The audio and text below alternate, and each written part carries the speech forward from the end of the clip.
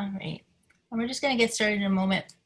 But before we do, I just want to draw everyone's attention to the lilacs beside the house there. I'm going to talk about them a little bit once we begin. All right. Okay, there we go.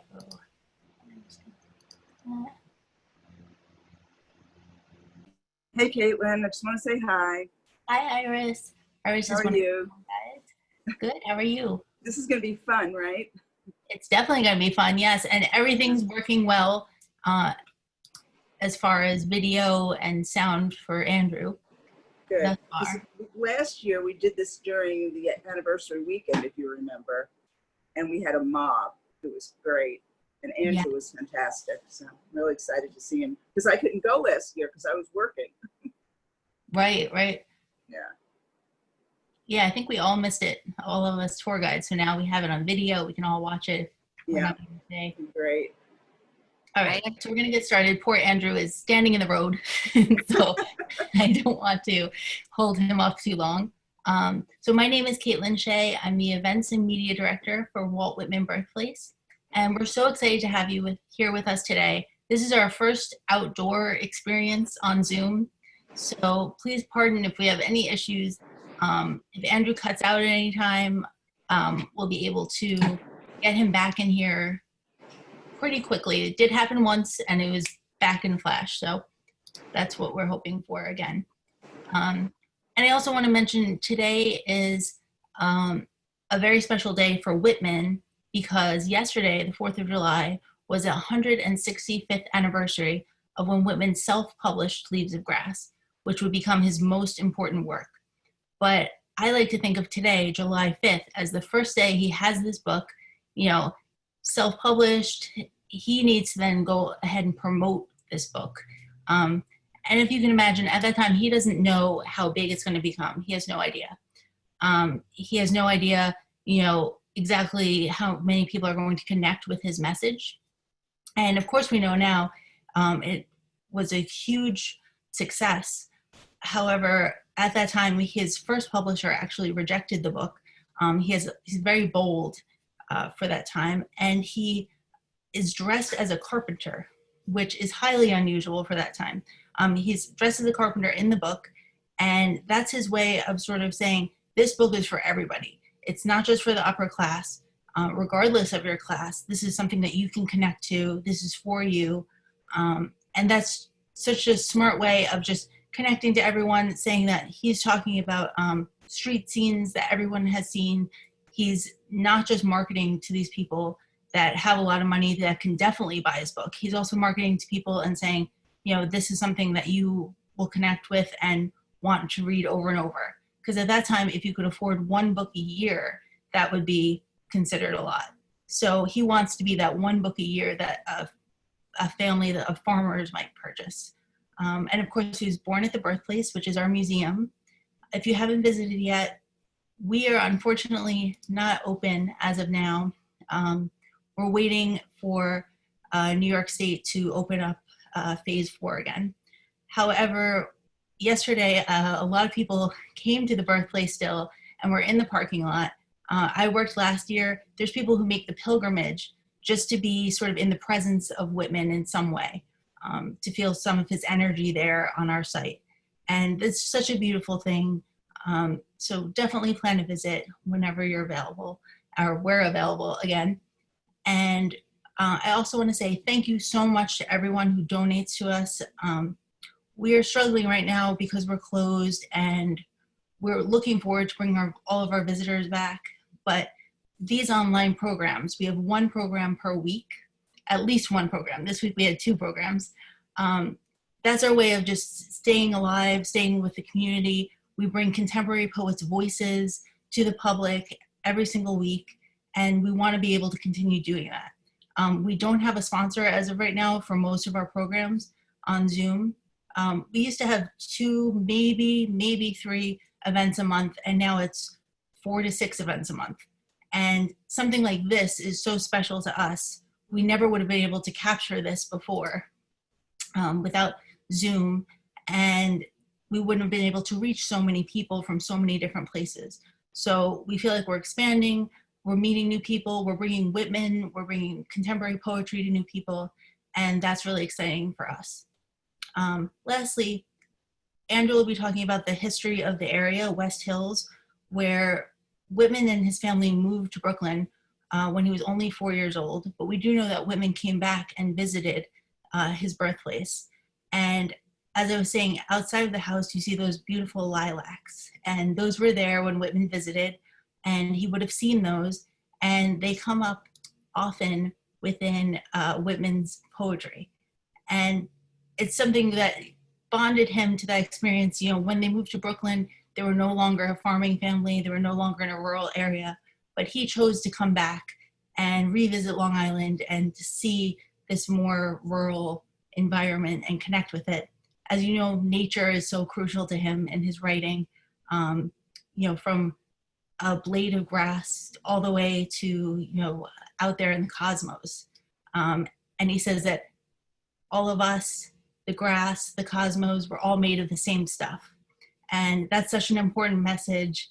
Of course, on Independence Day, that's an important message to keep thinking about and learning in 2020. And it's also just a beautiful way of celebrating democracy, the United States. All of these sort of topics come up repeatedly within Whitman's writing. So we're so happy to have you with us today. We have another event on Thursday with Karen tomorrow, and she is an acting coach, and she's very talented. She yesterday in Central Park was sharing Hans Christian Andersen. They have that sculpture there in Central Park, and she told the story of the princess and the pea, but she did it in this very contemporary way, and she did it with a little bit of irony, which I think that story needs today in 2020. But so she's going to be with us. It'll be a free program, and she'll be talking about finding the spirit of the poem. So basically, what is the poem asking from you, and how can you deliver that poem in a way that is individualized to that poem? So we're so excited to have her with us. Please join us for that. If you do any type of performance or public speaking, that's definitely an event you want to attend. And then the following week, we'll have Jack Coulihan with us. He's a health professional, a healer, and he'll be talking about poetry that's sort of storytelling. That's going to be another amazing event. And all of that's available on our Facebook and our social media. So, okay, I gotta let poor Andrew start now. But thank you for joining us. And Andrew, I'm gonna hand you the spotlight. Thank you, Caitlin. So I want to let everyone know on the technical side of things. Well, can you hear me, Caitlin? We can hear you great. Great. Okay. Well, I feel like I'm doing a diner drive-ins and dives type of show right now, which is awesome. So thank you all for joining. Hi, Karen Carboner. My parents are on. I see professors from Stony Brook. Thank you all for joining. So this is one example. A few times I'm gonna have to stop talking because of the cars. It's just gonna be way too hard for me to talk over them. Okay, so if I start to cut out, don't worry, I'm gonna try to just get my phone right back in. I already saw my phone is getting a little warm, so I'm gonna try to cool it down. I wanna thank my cameraman, my friend Cameron Williams. Thank you, Cameron. He's on the opposite side of this. That way I do not get hit by a car. Thank you. Okay. So, I don't know, some of you probably know more about Whitman than others. I like to do the quick 1-2 about Walt Whitman's birth here in West Hills. So he was born in 1819 at the birthplace in West Hills, part of Huntington Township now.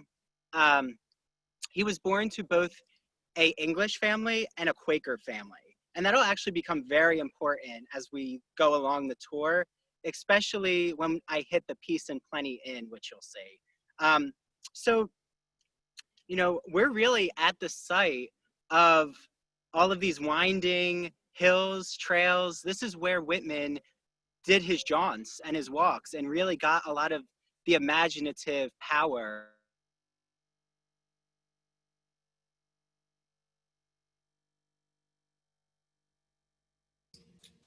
Okay, so that's an example. He'll be right back though. It'll be just a moment. And you can see there's so many trees in that area, and Cameron was making the point that really blocks a lot of the data. But thank you for being here. And you know what? I'm going to post those links in just a moment for us. And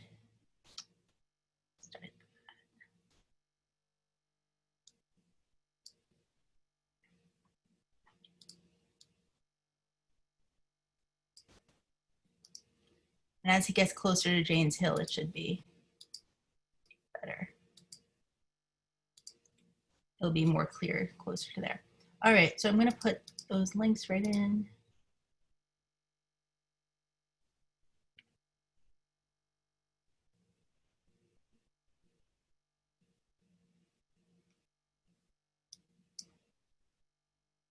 Everybody's coming in. And Iris, maybe you want to talk a little bit about Whitman. Iris is our head tour guide. Oh. Okay, are we back, Caitlin? Oh, you are back. Hold on. Yeah. Spotlight again. So what's going to happen is my phone is getting really warm because I'm not walking. So the more I walk, the better it'll be. 1 second, Andrew. I just can't find you in the. Is your video on? Oh, there you are. Got you. Okay. Hey, everyone. So there you go. There's the first, little hiccup. We're going to be okay. Yeah. So it says Mountain Mist Spring, and this area right here, and actually I got to talk to the homeowners.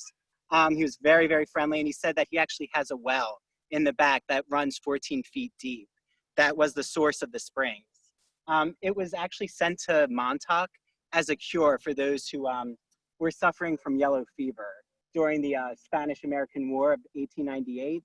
But we'll start walking now to hopefully get this phone cooled down. So what was important is the springs take on this magical quality. And the reason they do is because Whitman talks a lot about the springs here as restoring his health. And he does a similar type of detailing of restorative springs when he's in Laurel Springs as well. So there's the parallel of West Hills to South Jersey. It's right here from the springs. So I'm gonna take us a little down.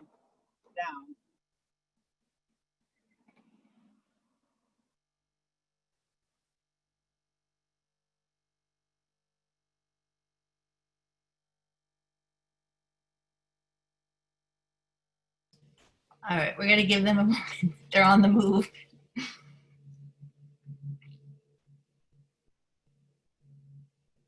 Yeah, it was working much better earlier, so I'm wondering, must just be that spot is an issue.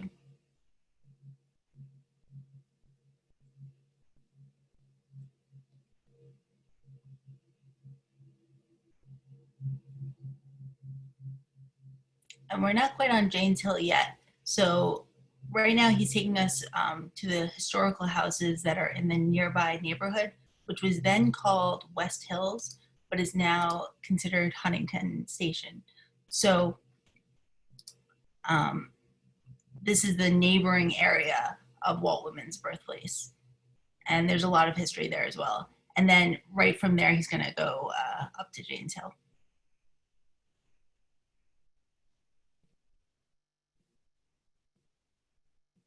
Okay, sorry. This is what happens when the phone is warm. No problem. Okay, we'll just keep walking.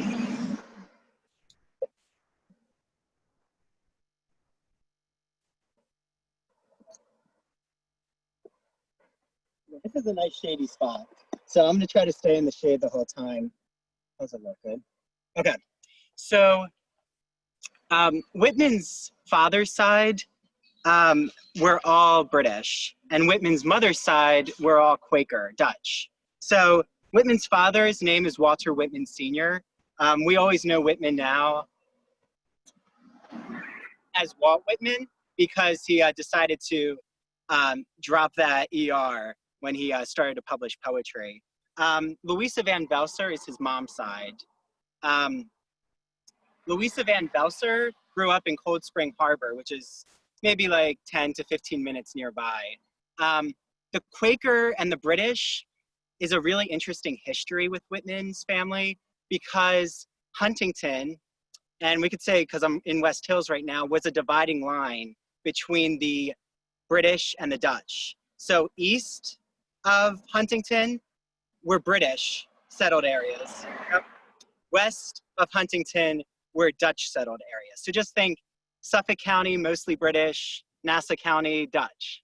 And again, I think I have to acknowledge that who were all here before the colonizers, the Native Americans. And that will become important, especially with how Whitman imagines Long Island and uses the name Paumanok. Paumanok, by the Native American tribes, meant the land of tributes. So the island where goods were exchanged to honor Native American deities. Whitman subverts it a little, and he actually starts to use it as fish-shaped for the island's actual shape. And I think that the fish-shaped meaning has really stuck in our myth and culture. So, I think it's important though to recognize there is a earlier version of what Paumanok actually means. Okay, so let's continue. Have camera watch out, there's a lot of potholes. Watch out. How's our quality? Okay. Ooh, the sun. You might see me running away from the sun to protect my phone.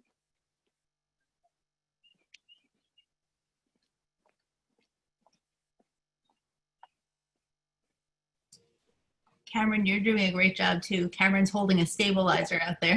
Doing amazing. I'd say he's the unsung hero, but I have sung his name, so not quite. Still a hero. Absolutely. Yeah. Okay, so where we're heading right now is we're going literally where I started with that mountain mist sign is on the top of the hill.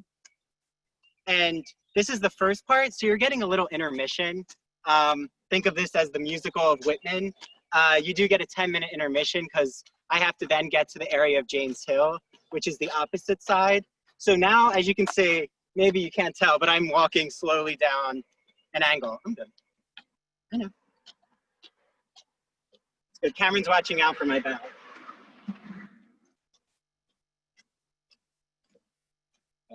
Okay. See how long I can talk and walk backwards at the same time. So, do you want to get a shot of just even the woods?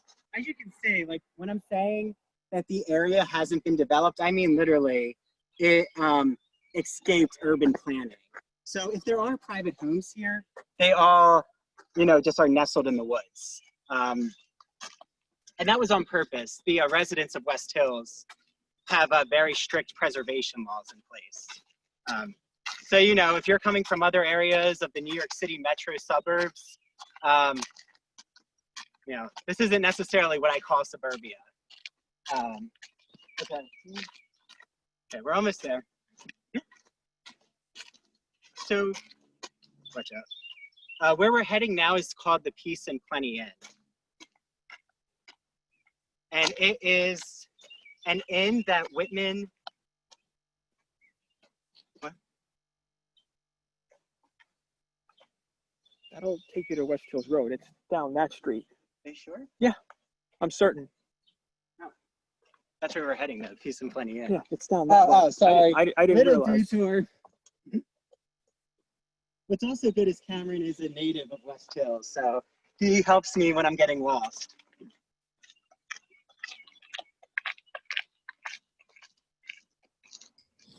Cameron also is the tour guide where if someone is unable to come in, he's the person you call because he's so around the corner. He comes right in.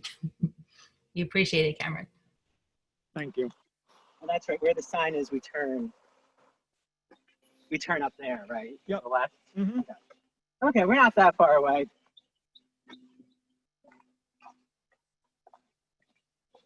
I can walk next time to you, unless the car comes. Then I'll jump back. But you know what? I'll talk a little about just Whitman's engagement with Long Island, because I know Karen Carpenter's on here, and she is the New York City Whitman expert, if I can say that about you, Karen. She really studies Whitman's engagement in Brooklyn, where he did publish, as Caitlin said, yesterday was the anniversary of the Leaves of Grass publication. That all happened in Brooklyn. Oh. But with Long Island, yes, Caitlin brought up Whitman did move when he was 4 years old from what is now the birthplace. However, he continued to keep going back even when he was living in Brooklyn. Why? His mother and father's side of the family still lived here. His grandparents still lived out on Long Island. Also,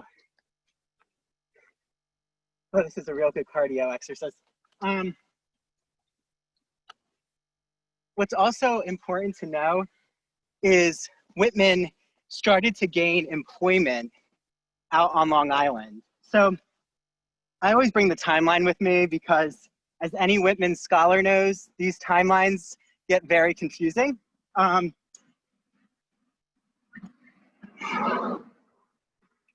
So in 1836, Whitman starts his first teaching out on Long Island.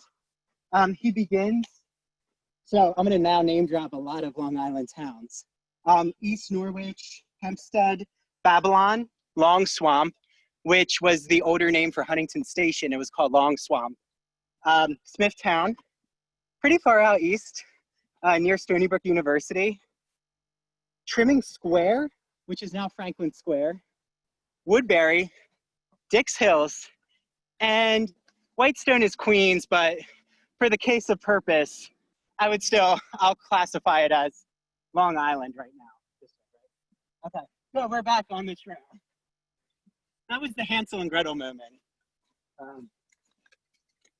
Okay. Oh yeah, we're close. Connection's good? Okay.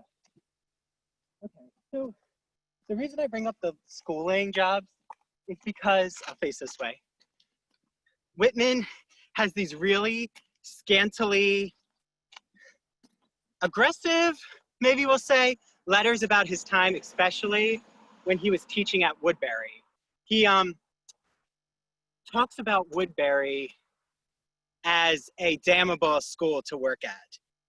He says the people are provincial, they're backwards. I'm sorry, Woodbury, this isn't my thoughts right now. And later though in his life, he actually did kind of have a change of heart. So maybe that was his in the moment attitude coming out. He actually said the school teaching really helped inform how he approached even his creative work. And I'll walk a little. Why is that? We could say that Whitman's style of teaching is more akin to what you would call a Montessori school right now.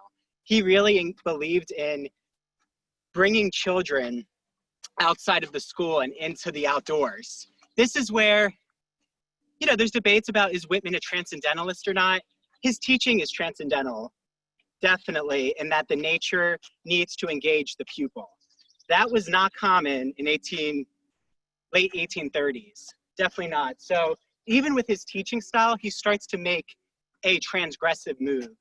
Okay, we're almost at the Peace and Plenty. I can feel it. Whew. So to get you excited, the Peace and Plenty Inn is a place where Whitman went a lot with his grandfather, who I said still lived in the area. So when he was a teen, young teen, he would stop here after getting produce or local merchant goods with his grandfather. And that is why sometimes he actually went all the way out to the North Fork. Whitman is the walker of Long Island. So me walking right now, I think he would, you know, maybe he might not know what Cameron is holding right now or what this device is, but he would appreciate what he would call the jaunt. He loved using the word jaunt for his walks, J-A-U-N-T. Okay, we are here. I think everyone can see the inn. This is the Peace and Plenty Inn. I think we'll keep it out of the sun, so we'll just stand right here. There is private owners of all of these places now, so I have to be a little careful. But I'll just read the sign to you. Actually, do you think you see the sign? Okay, perfect.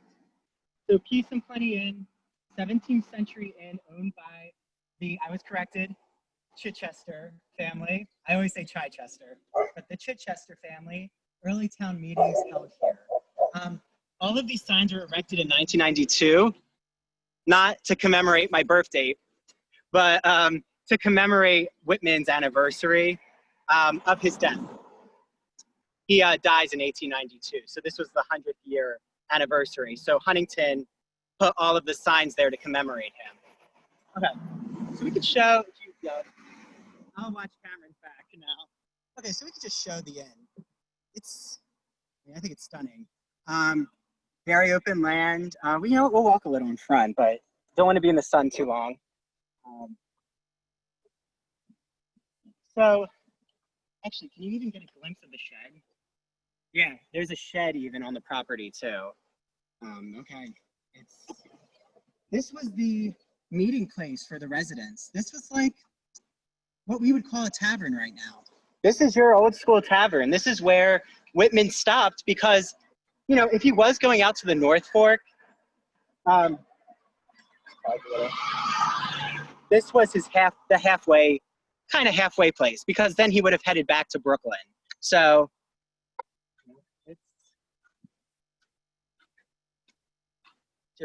I think it's amazing that these buildings still exist out here. And the roads are still, I feel, maybe they're not dirt roads right now, but it feels like it's probably akin to how Whitman felt when he was walking here. I mean, not much has changed in the area. Okay. Now we're heading to, oh wait, we're directly in the sun. Come with me. Be careful now. I don't know how many of you watched the Blair Witch Project, but don't worry, none of that's gonna happen, hopefully. Even though I will say, Cameron's sister, Caitlin, I'll call her out in a positive way. She told me that Sweet Hollow Road, we're not on Sweet Hollow right now. We're actually back there. Sweet Hollow Road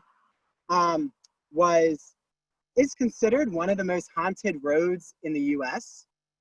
So especially if you ever drive here at night, I'm always afraid I'm gonna see an apparition here. Okay. I think we're good.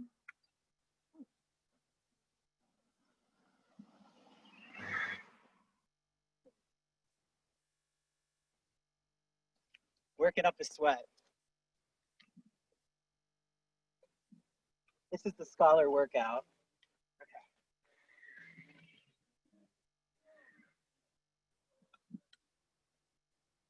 I give anyone who rides bikes here credit because that would make me nervous. I'm nervous walking right now. Okay. I'll face you now. Another point I really like to talk about, because now we're heading to Nathaniel Whitman's house. He is, I always want to say, I know he's the he was Walt Whitman's great uncle. Okay. Those of you who do genealogy, maybe you can quickly do a little family tree for that. The Nathaniel Whitman house, as you'll see, it's a building that is from the late 1600s. So when I say Whitman's father's side and mother's side were early settlers here, I mean early. I'm talking the Plymouth Rock era. Whitman's father's side, Walter Whitman's side, came from Connecticut. So they were actually here even earlier than Nathaniel Whitman. I mean, they were in the US earlier than Nathaniel Whitman. And the mixture of the Native American history, which I think is so important to recognize. Thank you. The Native American history will come full force when we see Nathaniel Whitman's house, because it's also the site of a fort that once stood. As the plaque says, we could, if you want to in the chat room pose a question about the plaque, I'd be curious too. it says that it was a fort that was built to protect the colonizers, the British settlers, against the Native Americans. But I think we could argue, you know, how much of a peace negotiation was going on between the Native Americans and the settlers in this area. All right, it gets, oh wait, I think there's a car coming. Yep.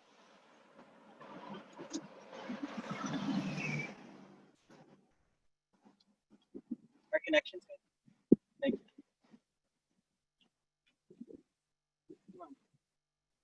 Okay, so actually, I don't want to like get too invasive inside the house because someone who Karen and I know, his name is Rick. I'll call his name out because he's been amazing. Rick Siebert.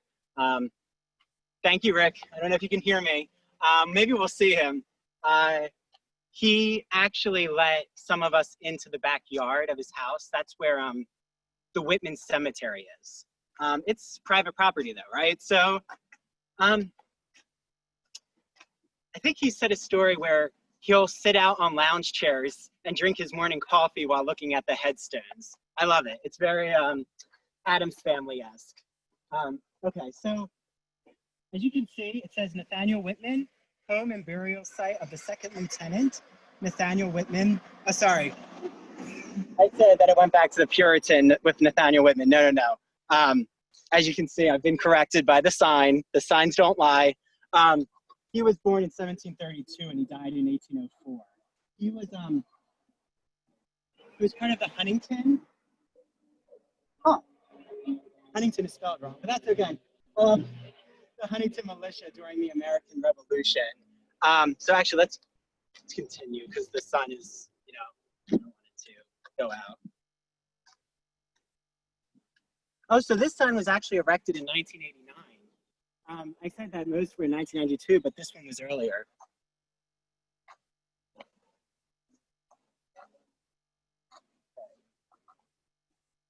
We're not going to show them. Yeah, thank you. I'm keeping privacy measures in place here. So I think we could do a panorama of just the house. It also serves as a farm. Rick's family does have horses. Cameron would tell you though, horses are very common in this area.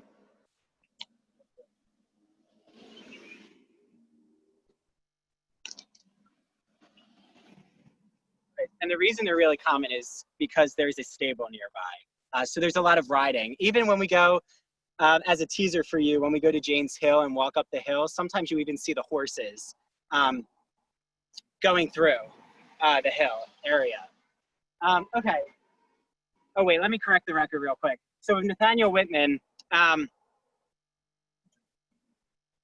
he's born in the 1730s. So the Puritan, we want to go back into the 1600s, the late 1600s, that's when Whitman's father's side of the family was in Connecticut. Then they make their move into the early 1700s into Long Island. Okay, so correct the record. This sign is from 1975. You know, not directly about Whitman, but I would argue everything in this area is about Whitman. Right, it's all about where he's embedded. So the site of Stone Fort, erected shortly after 1653 by hunters from Huntington. Huh, is that why it's called Huntington? Maybe, okay, maybe I just discovered something I never knew. From Huntington Village for protection against the Indians. Okay, so I'm gonna use Native Americans. Right. Here it's putting that the settlers in Huntington Village, the British colonizers were protecting themselves against the Native Americans. Well, we know that there was not always, you know, peace treaties going on. So, you know, why were they protecting themselves against the Native Americans? What had transpired before that? I think these are the histories that we now are needing to uncover. So, someone out there in the audience, do the history. I would love it. I think there needs to be a book about this. The Native Americans in Long Island in the 1600s. And maybe there's a book that exists. Please write it in the chat room. Okay, so take us to the end of this first section.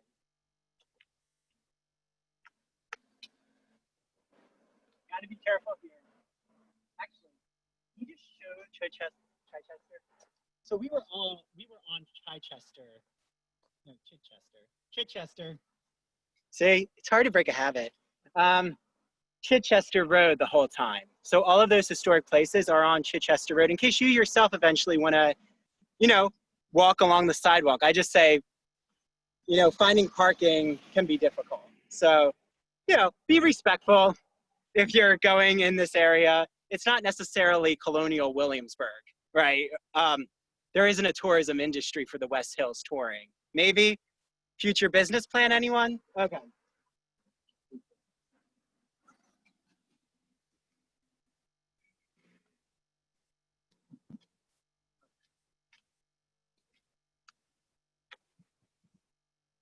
Are connections good? Hello. Doing a walking tour of Whitman's West Hills. Yep. Yeah, that's our last stop. Have a good day.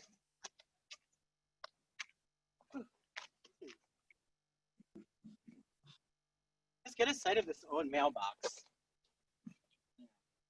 I think during any walking tour, it's important to note anything that I see in my surrounding. Whoa, watch out, Cameron. Oh. That's a loose wire. That wouldn't be good.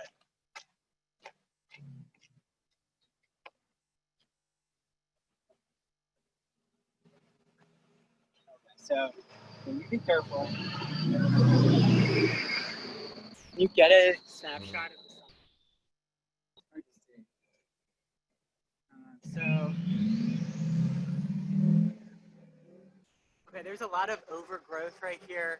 There's a sign right back there. I don't really want to. I could walk back, but that wouldn't make sense. I'll just read it. It says Joseph Whitman House, prior to 1692. So that's part of the building. What's tough is a lot of it has been, as you can see, there's a fence around, so you really can't get an accurate view of it. Like I said, these are private properties, so if they want to put a fence around the house, that's up to them. That could get us into a whole issue of how to access certain homes. And I'll promote here for you, Karen. Karen is a part of a big initiative. So look up the Whitman Initiative. And I'm sure she could put the information in the chat room if you want to do that, Karen, to preserve Whitman's Brooklyn house, which still hasn't been preserved by New York City and really needs to be. Okay, great. So you can kind of see, I don't want to cross the road here because this is a really bad curve. But we can get just a portrait of this house. Okay, the Whitman Carl House. It was built around 1700. Yeah. Okay, so you could see real, colonial home right here. Again, it's hard to see because it is behind fencing. But again, now we'll start the walk back. Other side? Yeah. Oh, good. Okay, we'll stop right here real quick. As you can see, from Chichester into now, is this West Hills Road? West Hills into Chichester is where all of the Whitman ancestral homes are located. So when you want to talk about Whitman's, and this is also a big cut through. Yeah. Also why I thank Cameron for me not having to hold a selfie stick. This is dangerous. So as you can see, Whitman's families, make sure I'm good on time, okay, is really all located in one aggregate area. The Whitman birthplace is actually about a mile. So it's interesting because I think, and Cameron might correct me, but I think the birthplace is circa late 1700s? 1814. 1814, thank you, Cameron. Just about. Okay, 1814. And Whitman's born in 1819, that's right. So it's the Whitman birthplace was built in part, getting to the good part. This was not here during Whitman's time. Okay. The Whitman birthplace was built in part by Whitman's father, Walter Whitman. He was a carpenter. So actually we can start walking a little. I might like try to take a little break just to get back to Chichester. Whitman's father was a carpenter. And why is that so important? Because the Whitman family left in 1823. Why did they leave? Because Whitman's father wanted to build homes in Brooklyn. He thought that there was going to be a housing boom. The housing boom does not necessarily happen, which is why Whitman's father, they have to move multiple times in Brooklyn. And that's why there's only one home left in Brooklyn that's trying to be preserved. All the other homes have been knocked down. So how is West Hills different than Brooklyn? It hasn't gone through a demolition phase. And I don't think they're knocking these homes down. Oh, I hope not. I hope they never do that. Hold on.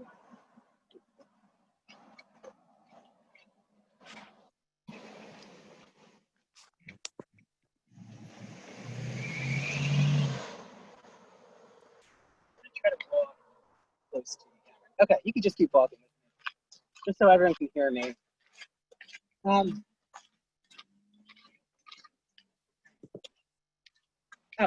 So I'll start back again with the narrative of and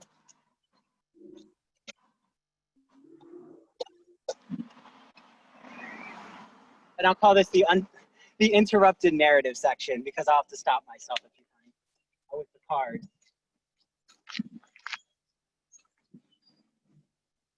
So I talked about the Dutch and the British being split, Huntington being that meeting place of the Dutch and the British.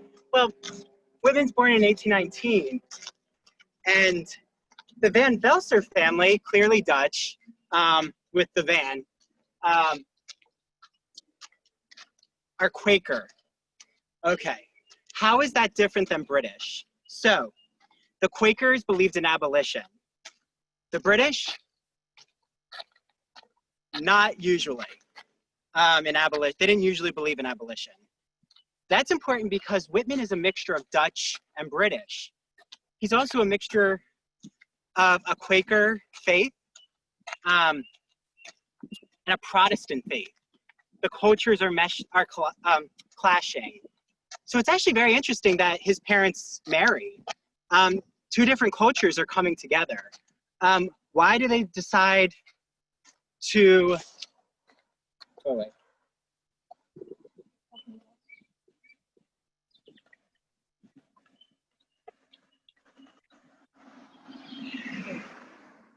When they decide to continue to live in West Hills, it has already been really clearly divided as you are in and I don't want to use the term melting pot, but you're in a mixture of a Dutch and a British area.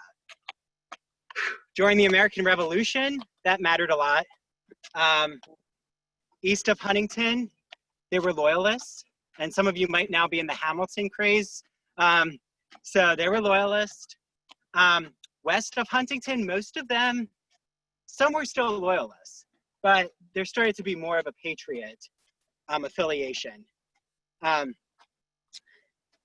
Keep walking. 25A, for those of you who live on Long Island, becomes Northern Boulevard in Nassau to Queens. 25A is the Culper Spy Ring. Do you want me to start to hold it? Okay, the Culper Spy Ring. And the Culper Spy Ring was a spy ring organized by General George Washington. I live near Setauket. I'll promote them as well. Setauket does a lot of Culper Spy Ring tours. One of the big spy ring family, and actually their name exists all throughout Long Island. Their name is Townsend. They were one of the big Culper Spy Ring families. So what was their job? On 25A, it was an area where surreptitious messages were sent to George Washington's army in order to intercept the British. So talk about a clash of cultures. Let me get up this hill with Cameron. Sorry, Cameron. I'm having a stand on an angle. Whew. Okay. This is fine. And like any hill, you have to get back up it. I'll be full of this humor the whole time.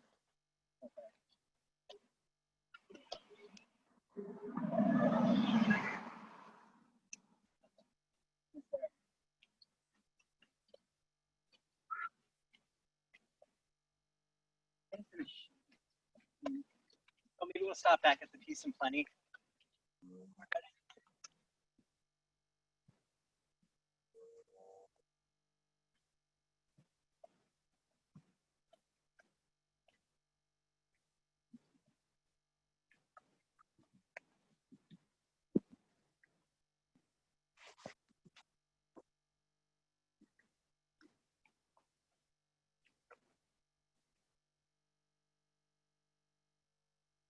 Okay, great. Okay, so I was into the revolution. Oh, so my point is that to bring it into contemporary context, divisiveness in town. Sorry. So divisiveness in towns had existed in this area, well, since the settlers came and, stole the Native American land. I think we have to honor that. The American Revolution, when neighbors turned against each other or hid that they were for the Patriots.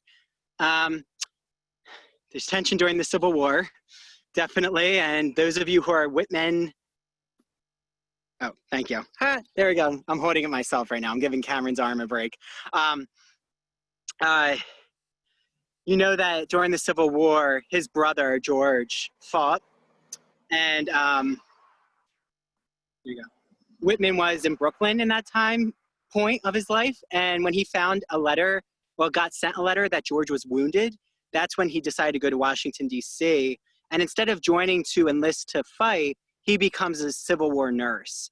That's very important, especially those of you who love drum taps or memoranda during the war. It details how Whitman himself, right, he has this clash of British and Dutch. He also is taking care of Confederate soldiers and Union soldiers in the same hospital in Washington, D.C. And he says, I'm not going to have the 19th century jargon down, but he says that it's his duty to help both the Confederates and the Union soldiers. And he actually befriends a Confederate young male soldier named Peter Doyle. That's how he meets Peter Doyle. And actually, he meets him not at the hospital. He meets him in the streets of D.C. Okay, so I think you good? Okay, we're going to continue. We're going to end back at the spring for the first part. So Act 1 is almost done. Cameron could show you. There is a sign that says horse crossing. I never see the horses crossing, but I'm sure now that I've said it and spoken it, it will happen now as I'm driving.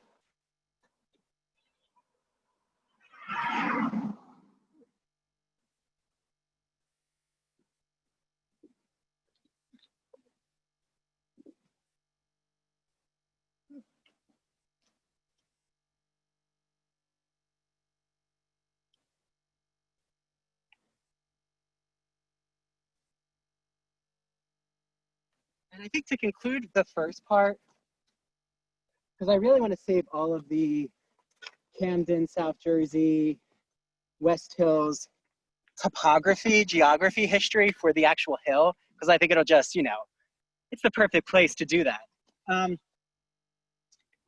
When we get back to this Mountain Miss Spring sign,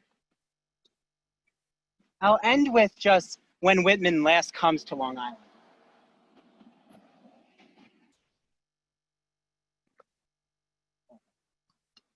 As you can see, this is a interesting intersection. Got 3 points. Like that. Wow, we did it. Okay. And for those of you who are watching from home, maybe you're stepping in place to get your steps up. You don't have to. This isn't a Peloton workout session. But I'll end with Whitman last came to West Hills in 1881. He dies in 1892. It's about 10 years before his death. He had suffered from his paralytic stroke by 1881, but he makes it his mission to come back to West Hills. Why? He's making a journey now.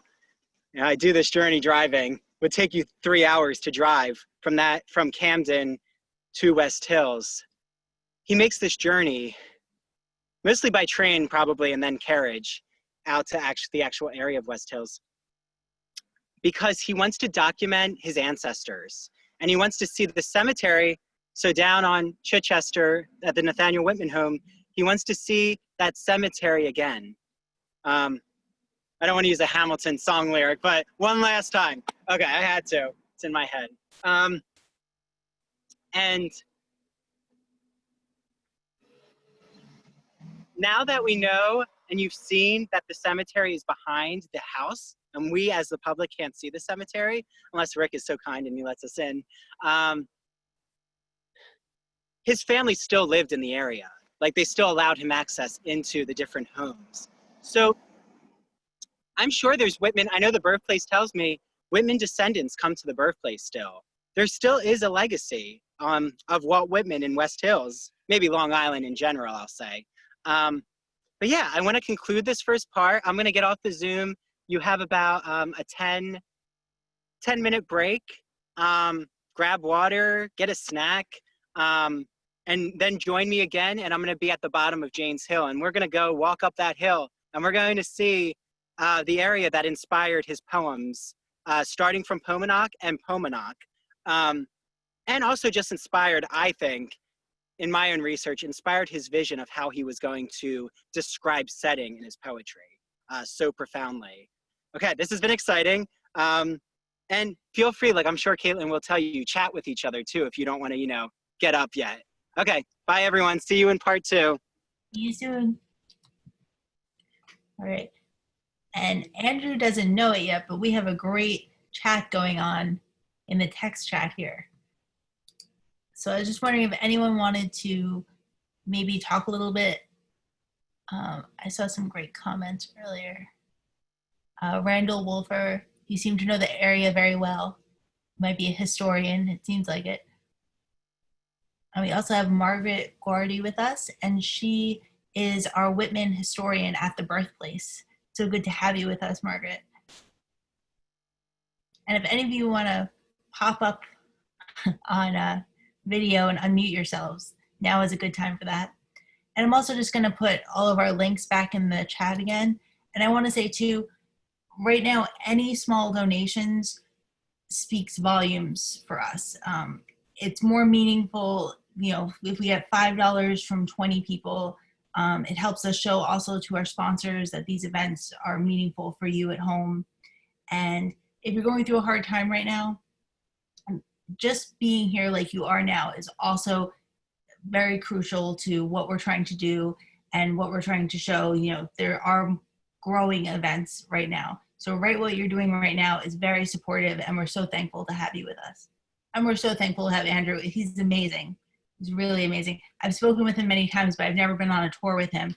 And I'm just so impressed with his Whitman knowledge, his ability to not get hit by a car as this is all going on. So we'll be back with him soon.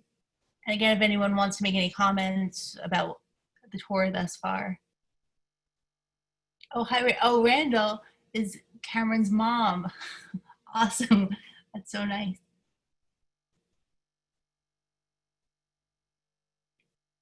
So nice to have you with us. And Cameron is also a wonderful tour guide.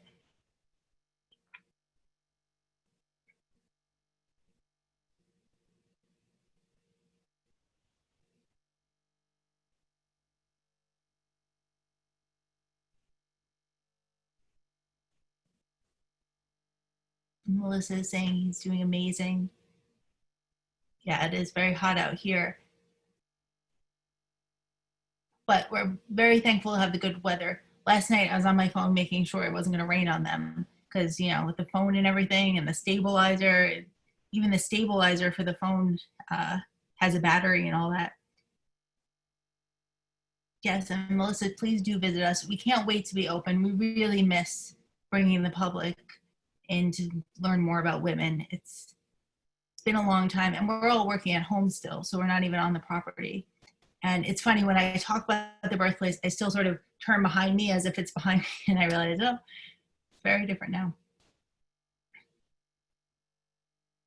All right, thank you for joining us, Karen. It was so nice to have you. And we'll also have this video up on YouTube, so if anyone wants to watch this again, learn more, you know, maybe see if they missed anything, or just show someone else the sites, we'll have this on YouTube as well. You can always access it.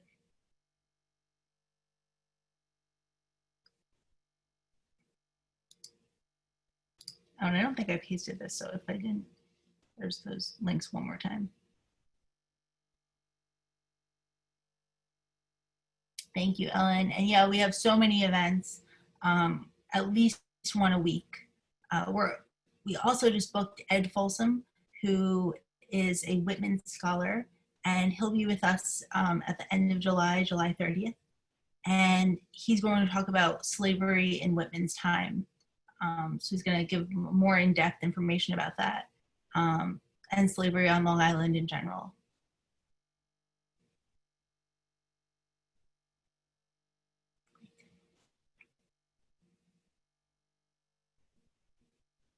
I hope everyone had a good 4th of July. It was an interesting one. You know, not as many fireworks, but there were still some here, for sure.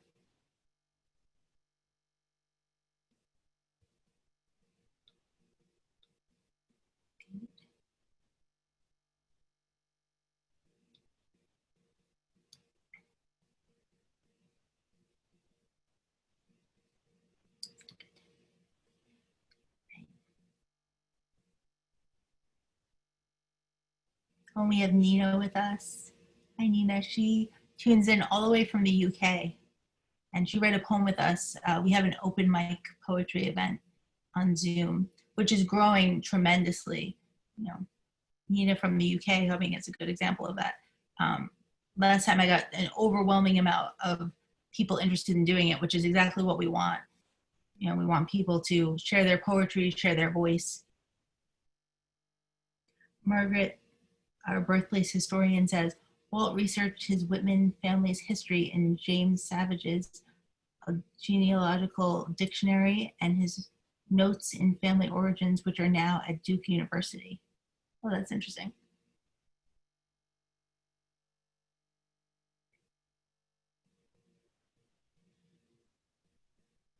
Let's see what else we have.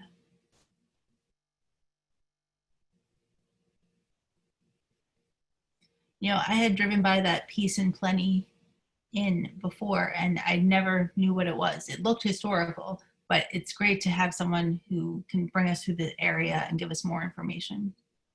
Another interesting thing is that we are located across the street from Walt Whitman Mall. And I think that there's a lot of people who know the name Walt Whitman because it's so interwoven into our area. There's Walt Whitman High School. There's a lot of Walt Whitman, but not many people really know the story of Walt Whitman. And that's what we want to do. We want to bring that whole story to people so they can see things from his perspective better.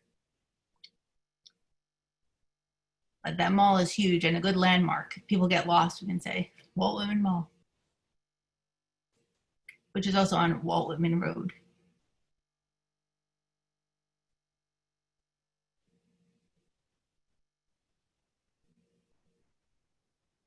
And I think as far as opening, our next step is going to be opening the lawn of the birthplace, the back lawn, and that way you can see the outside of the house itself, the house that Walt Whitman Sr. Built. He was a great carpenter. I mean, you know, over 200 years later, the house is still standing and in great condition. And that's our museum. All right, thanks, John. But so people can come to the lawn, and we have this beautiful sculpture of Whitman with the butterfly on his finger. Thank you, Melissa. And that actually comes from an image of Whitman where he's posing with his finger like this with a butterfly. And for many years, people thought, wow, a butterfly just landed on the tip of his finger. And we all know that he loves nature and nature must love him, But in an interview a few years later, someone asked him, is that a real butterfly? And Whitman, being the great self-promoter he is and not wanting to sort of stop the attention that this photo was getting, said, well, nature gravitates to me and is attracted to me. And many years later, after his death, they found that butterfly, which was paper. It was actually an Easter card for celebrating Easter that had a hymnal written on the back.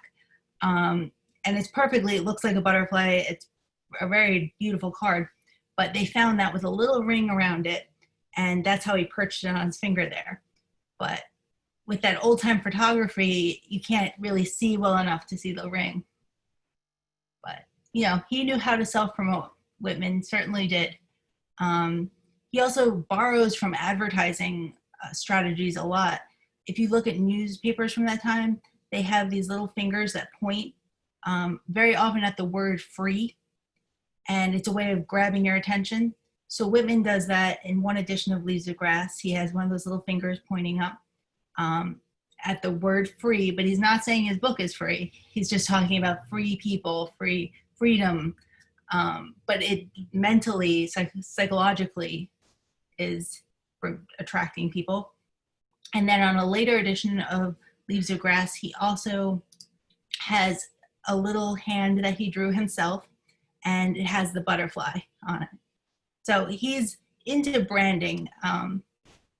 If you come to our interpretive center, you'll see there's so many pictures of Whitman from the course of his life. It's a lot of pictures for someone living in that time period. And Margaret, our historian, actually pointed out that a lot of times you'll see his top 3 buttons are unbuttoned. And he just has a persona that he wants to keep consistent throughout his life. And his beard too. I mean, you think of it as being kind of scraggledy by today's standards, but for that time, he's grooming that beard. He's, thinking about how he looks in these pictures, which is another smart marketing strategy in itself. Oh yeah, Iris is saying that you can see the little string around his finger when you look closely at that butterfly. Definitely.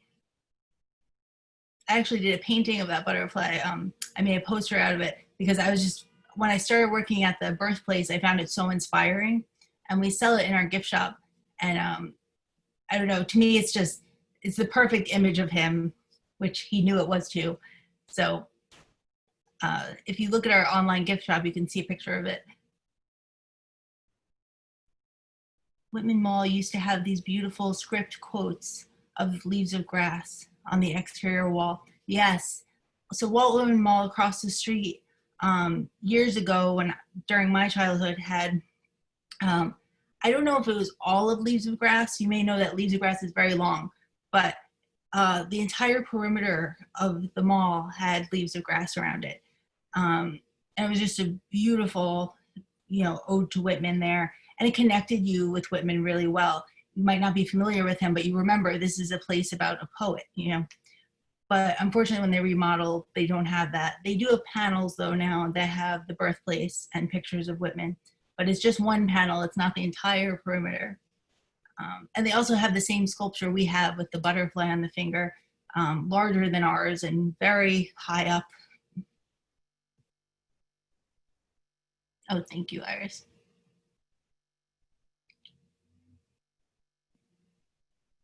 Oh, I see Andrew is back.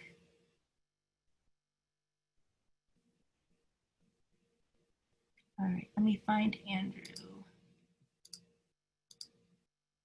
Okay, I see you. Hi, Andrew. Hi. Hey, everyone.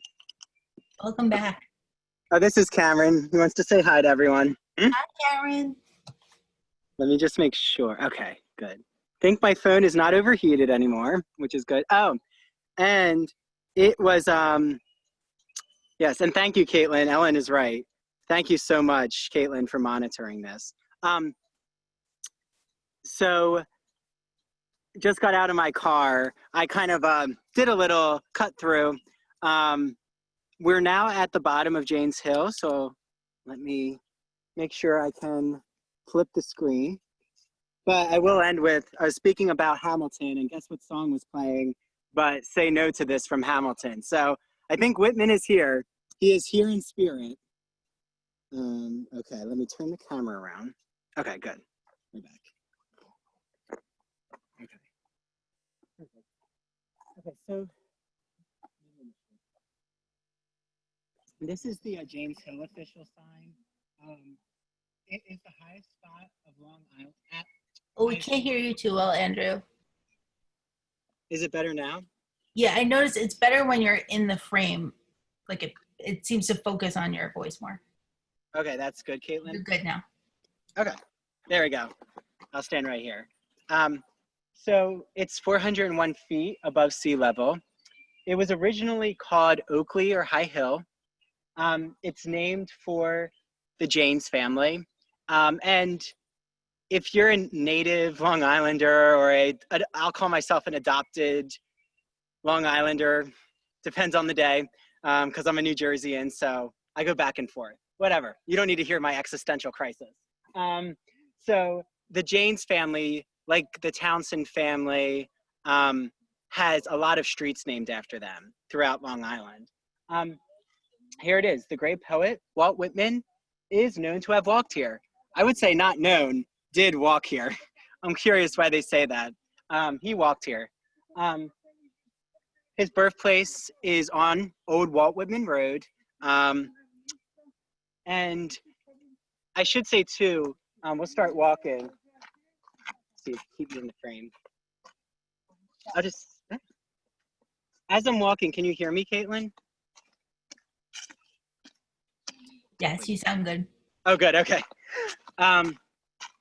There is also Walt Whitman High School. So Whitman has a very long-lasting legacy of naming Walt Whitman Mall. A crater on Mercury. Oh, thank you. Cameron just said the equator. No, a crater. Oh, crater. I thought you said the equator. The crater on Mercury. South Jersey, we have the Walt Whitman Bridge that connects Camden to Philadelphia, which is on purpose because it actually begins at where Whitman's Camden house is. I would say similar to having grown up in the Philly Whitman history area and those who've grown up in the Long Island Whitman history area, there are so many people who live near Whitman areas that don't know a lot about Whitman's history. So that's why I'm so excited to bring this all to you, especially because of the Long Island history. So I had just ended, hope you all enjoyed your intermission, in 1881. That was when, I think we could do this. Can I walk up this area? Yeah, I think we should. Okay. We're gonna go up this way. I'm gonna talk just a little down here. As I'm like actually walking, I probably won't talk as much, but as you see, it says attention horseback riders. Like I said, the horses are, horse riders are able to go up and down this hill. So Whitman had last come here in 1881.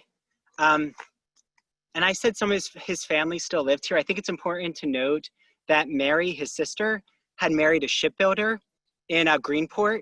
So he actually, not in 1881, he didn't go out to Greenport, but in earlier, when he would go back and forth to Long Island, he ventured all the way to Greenport, and he actually walked. This is the story, right? And those of you who study Whitman, there's a lot of telltale stories. I mean, telltale. That's Edgar Allan Poe. Tall tale stories. Too much 19th century. Okay, tall tale stories. Kind of like a Paul Bunyan type of figure, where the myth starts to build. But I think that's what's powerful about Whitman is that he has so many stories. So, and he writes about them. He says that he went all the way to the Huntington train station, and he then walked to Greenport. Okay, if you have ever gone to Huntington train station and you think about now you're going to walk to Greenport, that would not be on my radar. But Whitman apparently would stay over in different spots. Kind of like why the Peace and Plenty Inn is so important is there were a lot of inns in different areas on Long Island for travelers to stay at, like a lodge, kind of like our motor lodge that we now have off of highways. So I want to read a poem. I haven't read any Whitman poems yet, and I think we have to engage with the creative poetry as well. I just want to read this is my favorite Whitman poem, and that changes every day. But right now it's When I Heard the Learned Astronomer. I think it's the first poem by Whitman I ever was taught too, in middle school. It's from 1867, and I want you, when you're hearing the words, think about what I talked to you all about with Whitman's teaching and his model for experiential learning, experience in where we are now in nature. When I heard the learned astronomer, when the proofs, the figures were ranged in columns before me, when I was shown the charts and diagrams to add, divide, and measure them, when I, sitting, heard the astronomer where he lectured with much applause in the lecture room, how soon unaccountable I became tired and sick, till rising and gliding out, I wandered off by myself in the mystical, moist night air, and from time to time looked up in perfect silence at the stars. I love this poem. I think it really registers to cement Whitman's idea about needing to figure out knowledge outside of the academy, outside of the school. It has to happen as a self-experiential moment. And I think that's why I'm drawn to Whitman, definitely, because he empowers the reader. I think any of you who've read a Whitman poem, what does he do? He engages the reader. I celebrate myself and I sing myself, no, but it's not just I celebrate myself and I sing myself, and what I shall assume, you shall assume. That you is so important. And it breaks a lot of 19th century conventions. And let me tell you, I study some Victorian poets, and does Whitman break conventions? He does. Okay, so now we're gonna start walking. I think I'll turn around. So we are heading up to the actual top of the hill, 401 feet above sea level.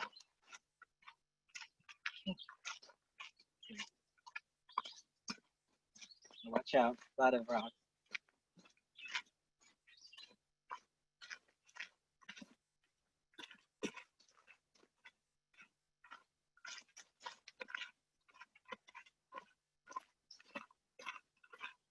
I might pause a few times because this is when with Cameron, I consult the trajectory of which path we take.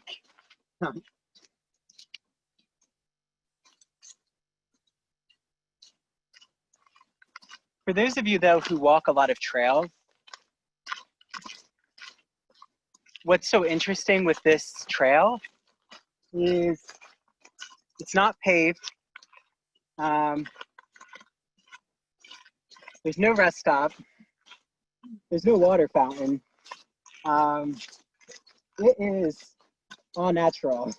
Everything is natural here.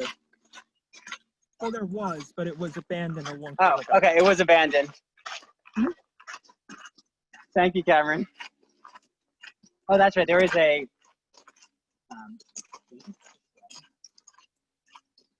No, you wanted to see where that was. The ranger station is up that way. Oh, no, okay, we're going up the hill. Yeah, it's you have to go to the end of the road to see it. Oh, the ranger station. Yeah, But we're going the right way. we should be. Up Yeah, to the top. I think so. I haven't been up here in a while. I think this is right. Okay. I think this is, are you sure?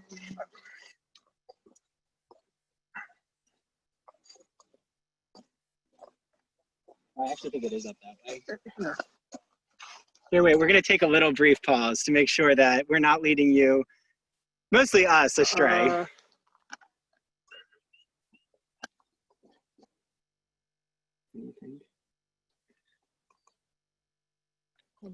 Yeah, okay. Well, I'll talk a little. So let me flip the camera. Can you hear me all right, Caitlin? Yeah, you sound great. And just Okay. lower your camera a little bit. Good. Okay. I think we're good. Okay. Well, I'll hold it a little. I'm just going to watch out for rocks.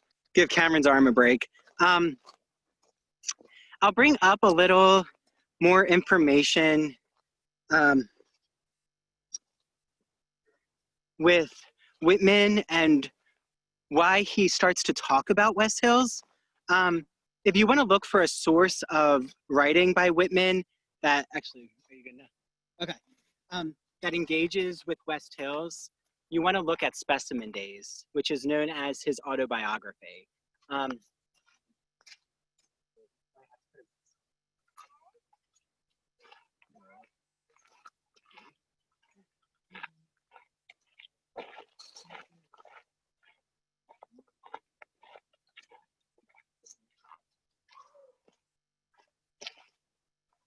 So quick with that mask, Andrew. Oh, yeah.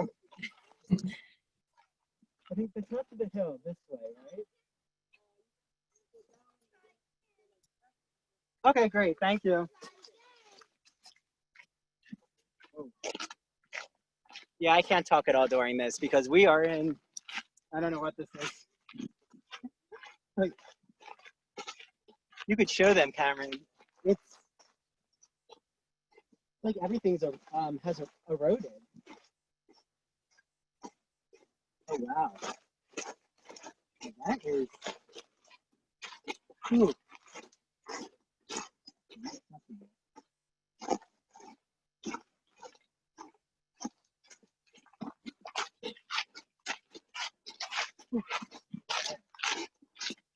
So take a little pause.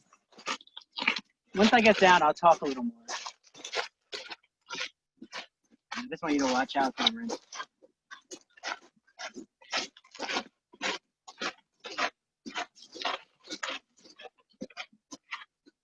Yeah.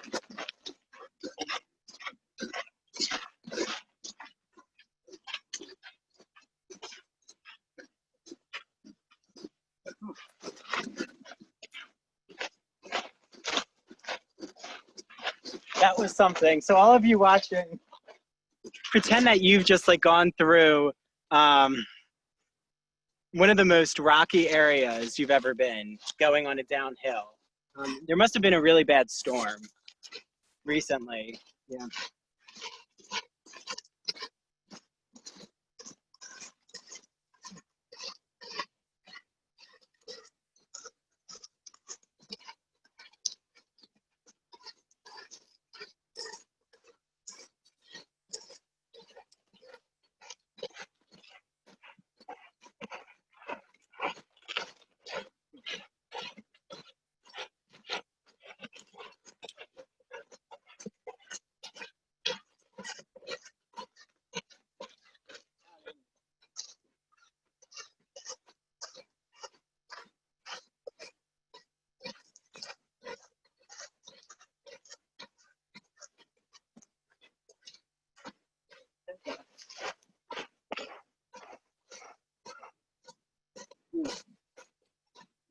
Now it's like a quicksand. I'll talk to everyone soon. We're gonna get a little ahead in the trail.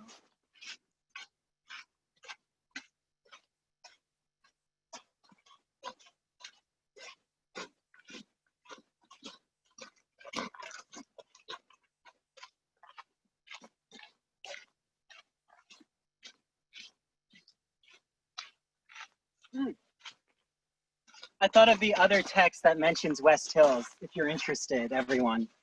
Wait, see, this is where I should like tell Cameron. I have the idea of, 1 second to see.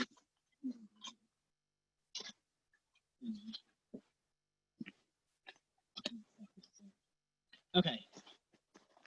We'll take a little break. We're good with connection? Okay. So, whew. Okay, give me a moment, everyone. Okay. Another good text is Whitman's journalism.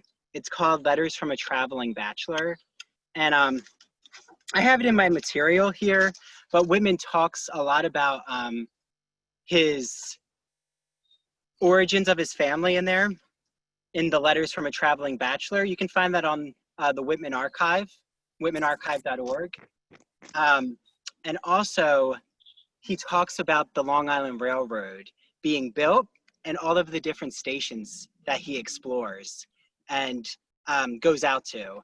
He talks a lot about Jamaica, Queens, and that was the main depot in the mid 1800s, right? He's living in Brooklyn. How does he go out to Long Island? He has to go through Jamaica, just like I still do, like most of us do, unless you're on the Port Washington line, then you don't go through Jamaica. Okay, there's some fun Long Island Railroad facts for you. We're going up the hill. This is now happening. Yeah, this should be it. Yeah. This is definitely it. Yeah, this is it. Unless someone watching is saying, no, no, no, this is the wrong way, Andrew. But I think we're good. No, this is, well, we're on an incline. Onwards and upwards. So I think you're definitely on the right path there. Oh, we are, yeah. Just Cameron, look down, make sure you're okay. Just taking the map for you. Okay, I think we're good. Yeah, we're definitely, it's up here. Yeah, this is probably it. Oh, I can hear. So what's up? Good, okay.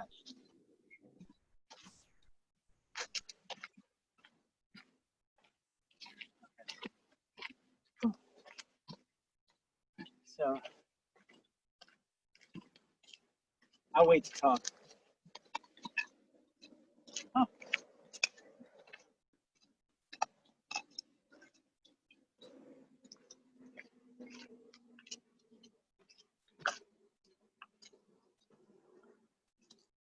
I know my parents are on here. Thank you, Mom and Dad, for putting me in Boy Scouts. I didn't know I would need to use the hiking skills. There you go. I was a Boy Scout too. I was a Boy Scout too. There we go. Onwards and upwards, as Caitlin said. Oh, watch out for that. Yeah. Ooh, they don't call it James Hill for nothing. 401 feet. You feel it. I've hiked higher. Yeah, okay. Well, this is high enough right now.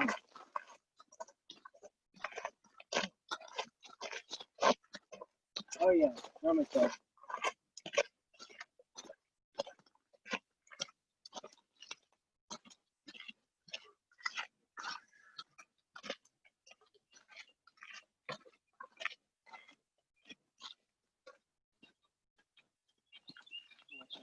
Oh. Yeah. Okay. A lot of stuff.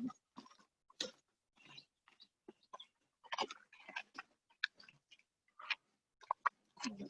Wait a second. All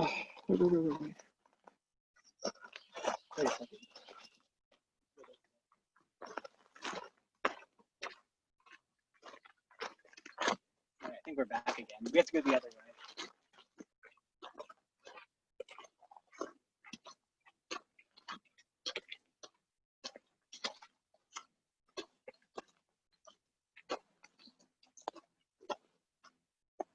When we turn left, we have to go.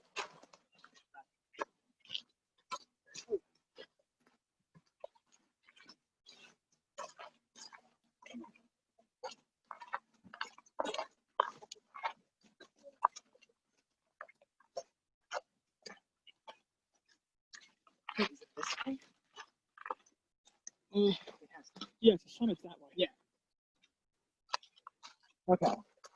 Well, as you're seeing, in real life time, misdirections are happening, but you're getting a little more of a Whitman lecture. So never in vain. As I'm walking, can you hear me, Caitlin, when my back is turned? Yes, as long as Cameron stays close like this, I think we're okay with that for sure. Okay. Great. Sorry, everyone, I'm showing you my back. That's the #1 stage rule you never do. Show the audience the back. You know, I can go like this. So Oh, okay, we're good. West Hills. Whitman started to go vacation in a place called Laurel Springs. It's oh gosh. Wait, poison ivy. Okay. If any of you have fledgling Girl or Boy Scouts, this is a good lesson of when to look for poison ivy. Wow. Woohoo.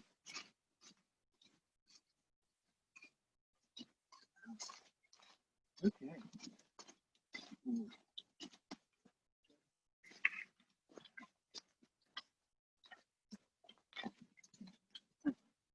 We'll get to Laurel Springs. Poison ivy first, then Laurel Springs.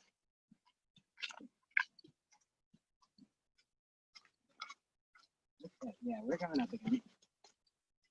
Well, Cameron and I are getting the exercise that we needed during this quarantine.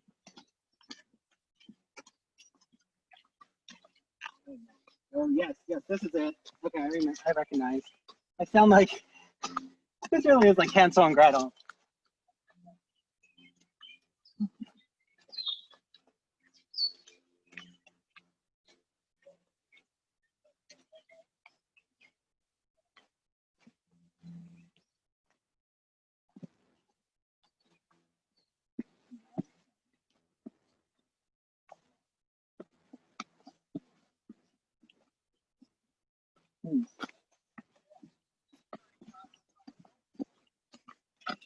Oh wow. Watch out.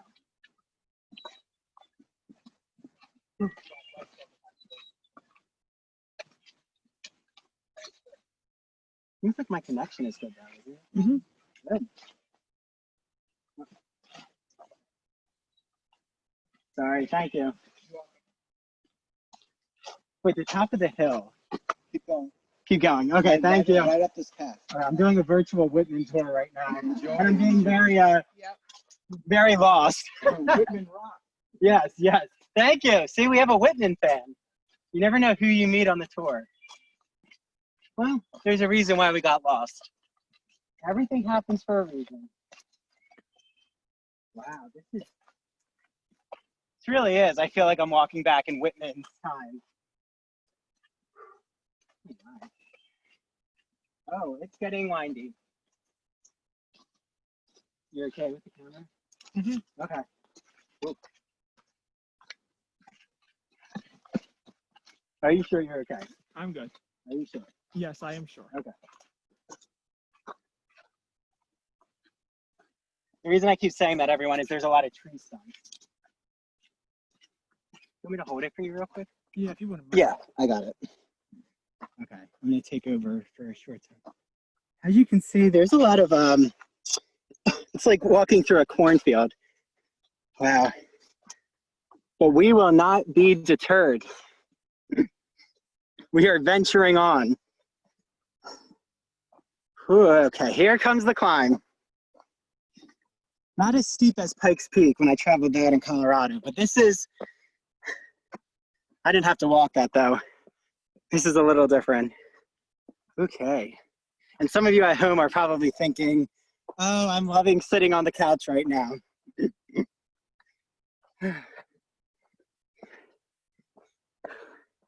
Again, thanks to my camera man, Cameron.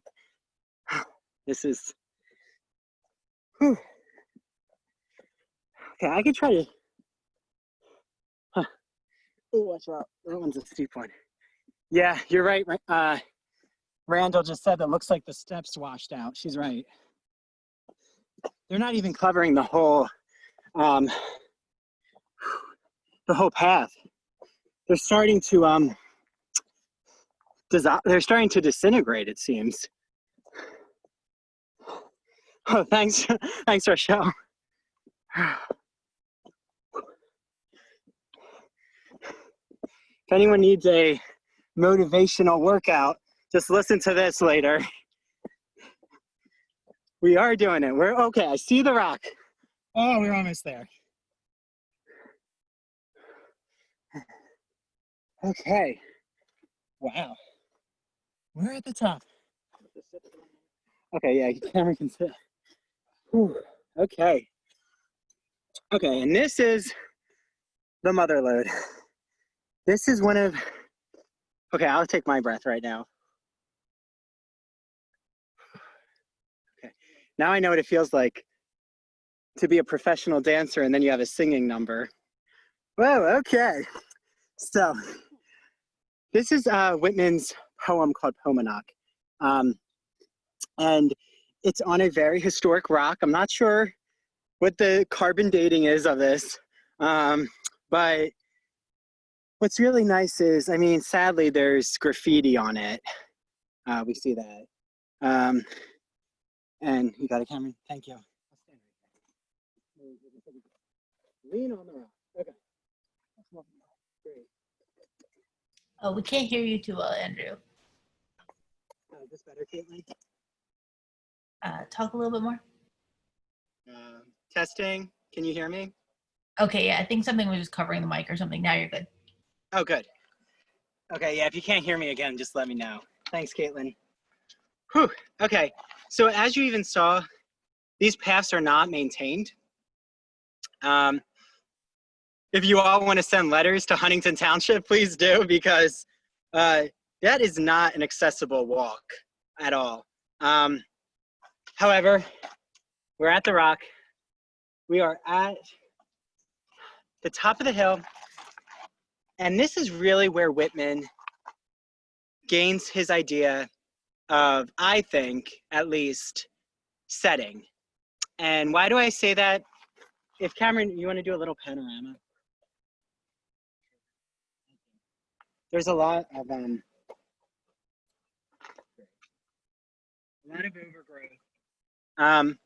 When Whitman would have come here, I always imagine he would have come with a book, probably a quill.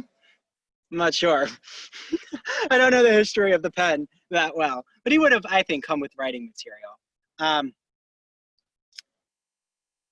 The overgrowth was not here. So he would have seen north. He would have seen the Long Island Sound from Huntington Bay. South, he would have seen the Atlantic Ocean, which I guess, I don't know what beach that is, but I guess south of Babylon. So I'll read the Paumanok poem because it really cements that idea of how place here of the Long Island Sound and the beach, the Atlantic Ocean, stayed with him, because you would think, oh, Whitman would have written this in the original 1855 edition of Leaves of Grass. No. Sorry, I just wagged my finger in an admonishing way at Cameron. I didn't mean to do that to you. The Paumanok poem comes in 1888. For those of you who are probably questioning, didn't Whitman die in 1892? Yes. He writes this as one of his final poems. Not the final, but one of the final poems. Okay, so here it goes.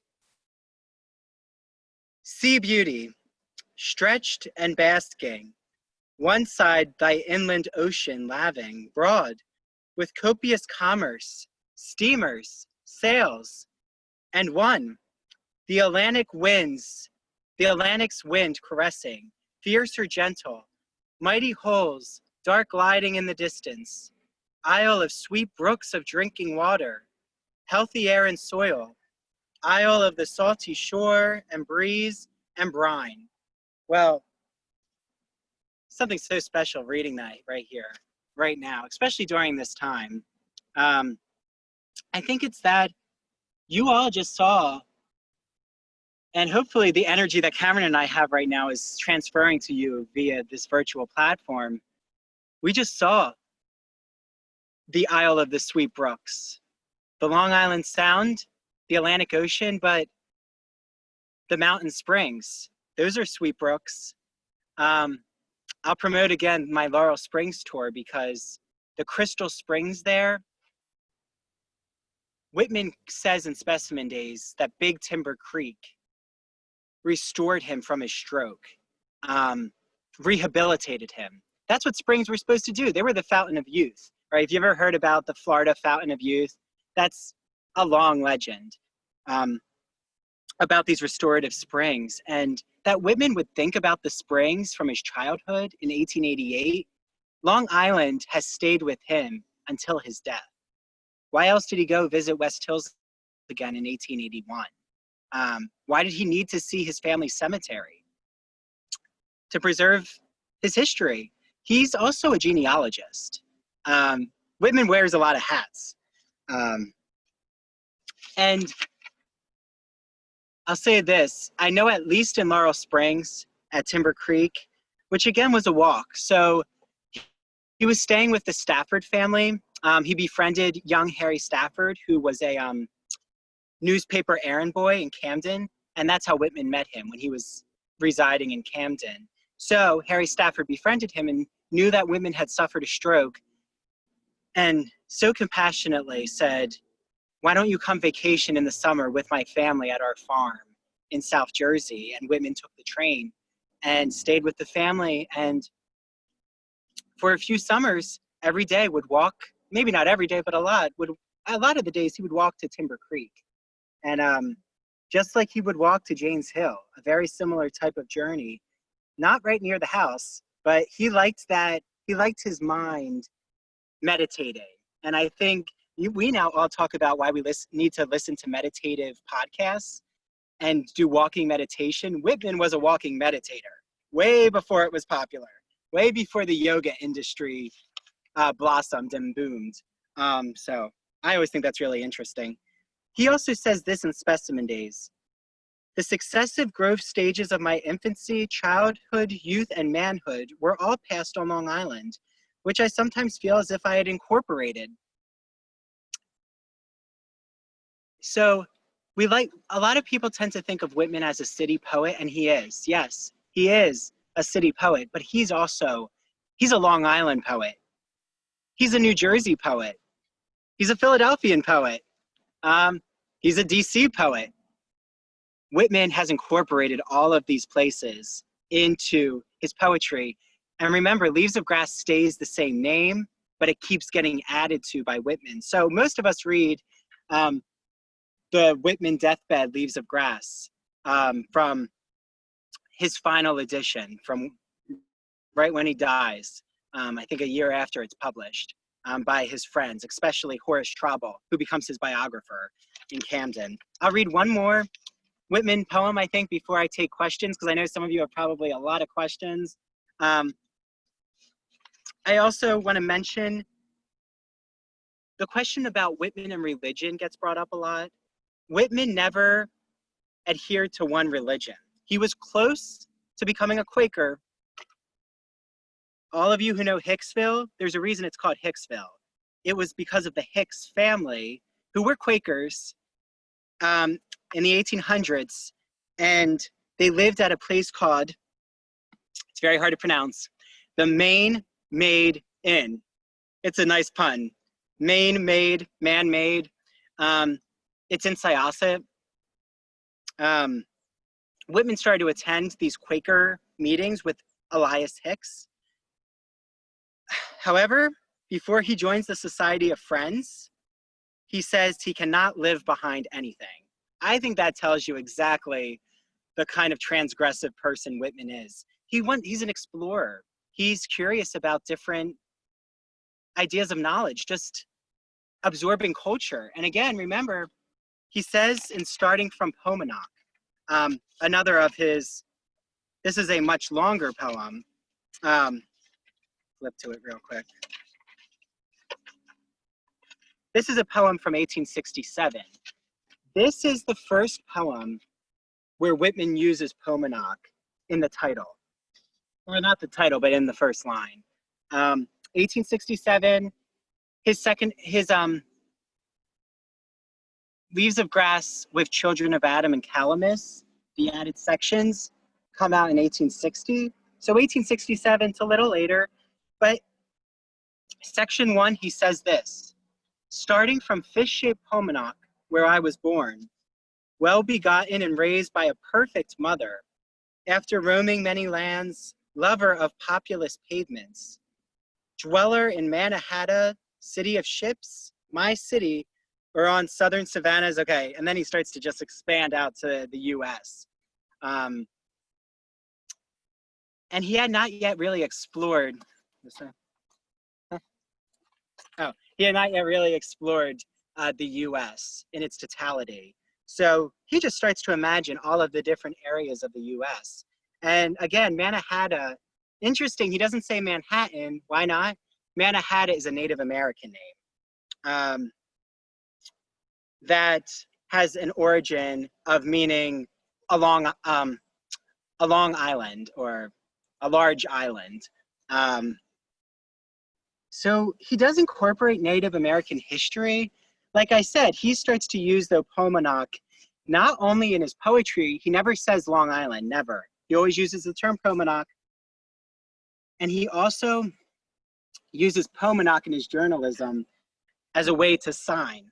So instead of signing his last name, he writes Paumanok in some of the journal articles. Very interesting. Okay, I think that's it. I think I've given you as much of that Long Island history as I can. So I want to open it up to questions, and thank you all. I appreciate that you all came. Andrew, that was amazing. That was really incredible.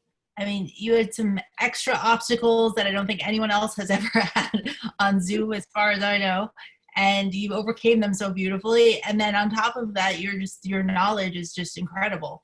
You know, I think even as us tour guides, we have a better in-depth knowledge now of the area surrounding the birthplace, you know, and we can share that going forward even more. Yeah, share it far and wide.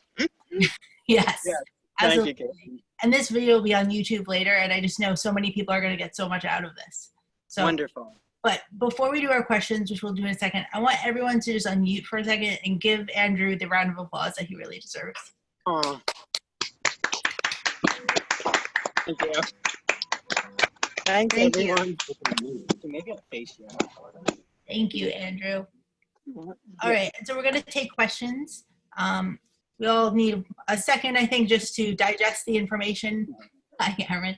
And we can ask them in the chat, or if you want to come on video, unmute yourself, you can do that as well. All right, I'm going to, let's see. I know we had some comments in here. Martha Deed said, amazing program. This is the Long Island I have imagined in connection with Walt Whitman, but did not find when I visited Huntington a few years ago. Thank you for letting me see what I would never have known otherwise. To hear the poems on these sites is truly inspiring. Oh, that's so nice. So nice. And they're really thanking you too, Cameron. You're getting a lot of comments, which is great. Yes, of course. And Iris, our tour guide, our head tour guide, says his father took him to a meeting of the radical Quaker preacher when Walt was 10 years old. Mm-hmm. And of course we talked about. Well, yeah, maybe I'll talk a little more. Thank you, Iris. That's great context. That, oh, hey, Iris. That Whitman's father, right, is pretty radical in his carpentry. So, like, I know at the birthplace, I was informed by a tour guide. I thank Cameron, Iris, Margaret, all the tour guides. Amazing job. When they talk about the window, if you ever go to the birthplace, the windows are not measured exactly as they would have been when it was made and a home was made like that in the early 1800s. So even his father is very transgressive in a way. And when I say transgressive, I mean he does things outside the box. And I think what Iris is bringing up is interesting with Elias Hicks. His father took him at a young age, especially when they were living in Brooklyn, to lectures of topics that most of us would probably not take young children to. His father also takes him to the lectures of, her name is Frances Wright, and she's a Scottish philosopher. She believed in free love and labor rights and women's right to vote. I would also say she advocated for free love before it was popular in the 1960s, before Woodstock. And that tells you something about his father, right? I think some people tend to think that his father Whitman thought his father was an aggressive person, but really, when you look more and more into it, his father exposed him to a lot of knowledge. I don't necessarily know what the inside of the, oh, she was a feminist lecturer. Yes, Iris, exactly. And, we'll never, you're fine, Cameron, it's facing me. We'll never know what the conversations were like in a private home, but I do think he learned a lot about independence from his mother's Quaker side, because women had very large, and they still do, the Quakers are still around, have large roles in the household, equal roles, which kind of went at odds with the father's British side. But his father was not necessarily a standard white Anglo-Saxon Protestant at all. So as a family, they started to move outside of what was defined for them as a conventional family. Yeah. And I just want to add that Walt's father actually passed away 7 days after Leaves of Grass was published. Wow. So he didn't get to see the great success that Walt would have in his life. Yeah, and a success, right, Caitlin, that really doesn't last until Whitman's in Camden. Like, does it actually start to come? And this kind of coincides with the research I write about with Whitman, and it's really his later years in Camden when he's getting Victorian admirers. Oscar Wilde, John Addington Symonds, Edward Carpenter. These very prominent Victorians are the lovers of Whitman. He starts to really get a lasting legacy, I would say the last 20 years of his life. 1855, he publishes Leaves of Grass, but he does not sell a lot of copies at all. He has to self-fund his publication of Leaves of Grass, right? So it's so interesting that his legacy really doesn't reach, well, and a lot of authors' legacies, I'll admit, like Emily Dickinson's a good example. Most authors aren't admired until they're dead. But at least Whitman was admired when he was alive, right? He's not a Moby Dick, Herman Melville type of author. Right, you got to see it. And then I also was just thinking, you were talking about his mother, and for Mother's Day, I was doing a little bit of research about the relationship Whitman had with his mother, and I knew that they were very close, but there are some beautiful letters between him and his mother that are definitely worth looking at. If you go to the Whitman archive, there's a lot of them on there. And you can tell that she was not formally trained in writing, but her intelligence shows through there so much. Even if she's misspelling something, there's just such a smartness and a sense of humor in those letters. And they stay close for her entire life, right after. Yeah. Well, and maybe if I can add, unless someone has like a question they want to jump in real quick, but remember, Whitman didn't have a formal education. He left his schooling in Brooklyn in what would kind of be considered now middle school. So he self-educated himself through where? The public library. He goes to Brooklyn's first public circulating library. And what does he read? He reads Homer in translation. He reads Sophocles. He reads Dante. He reads the classics for himself.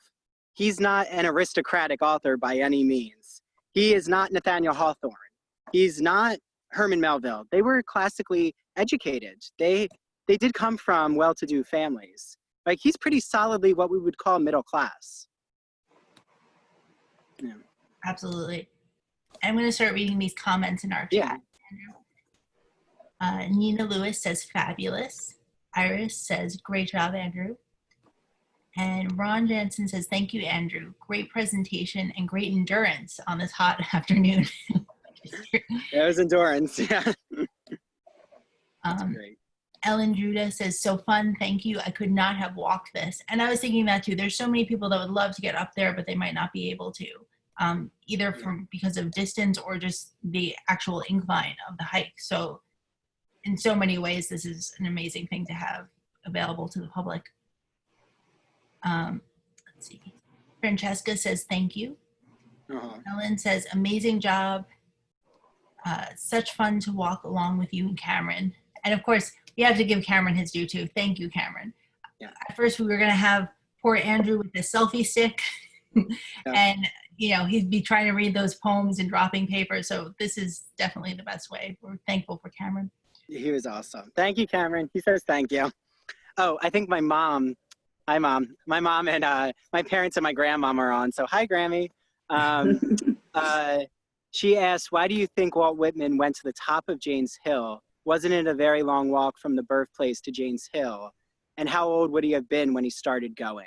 I mean, the tour guides may know a little more, but I think the mileage is 2 miles. It's like a mile and a half. Yeah, a mile and a half. So, yeah, it's not a quick walk. And I think because it's not a quick walk, that's what makes it even more, I think, a testament to Whitman's creative process. So I'll use Nathaniel Hawthorne as an example because he is the contemporary type of writer. Most of us have probably read The Scarlet Letter. Hawthorne would probably never have done this walk. Most writers would probably not have done this walk. And that's because Whitman got all of his inspiration from the nature, like from actually, his creative process was moving. And I think a lot of us right now, Whitman during the pandemic, we're all relating to that type of, where are we getting most of our exercise? By walking, right? The gyms are shut down. Studios are shut down. Want him to see you? Oh, my grandma's going on, I think. But, you know, where do we get most of our exercise? Walking right now, but it also helps release ideas in your mind. So I think Whitman started to do this walk, I don't think when he was 2 years old, but I think he started to do this walk when he started to visit his grandparents. So maybe when he was in his, maybe 8, 9, 10, I would probably date it back to then. But if someone has more information about that, I'd be curious when he started walking in Jayne's Hill.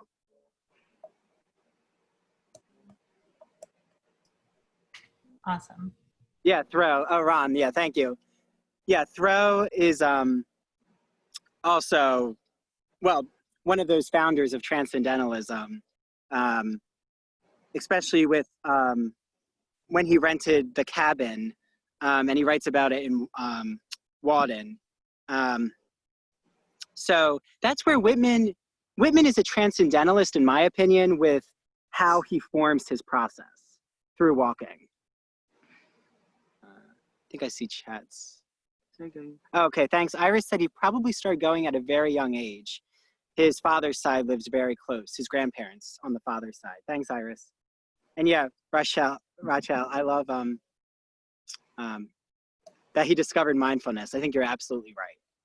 Yeah.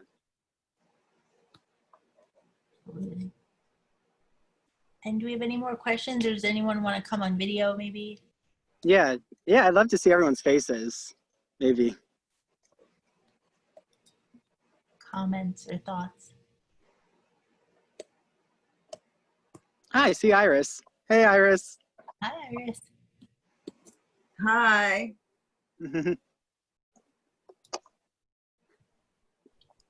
Yeah, thanks for all of your input too, Iris, because I know Iris may be modest, but she is really well versed in his father's and mother's side history.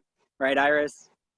Yes, and we love talking about him and the whole area when people come to us for tours, and hopefully we'll be open very soon. But he loved Long Island. He always considered Long Island his home. And as I said in the comment, he said that Long Island was the place where he was first inspired to be a poet. Yeah, and if you haven't had a chance, Iris, I think you would, of all people, definitely appreciate the Laurel Springs tour I did, because he says in Specimen Days that Laurel Springs is exactly like West Hills.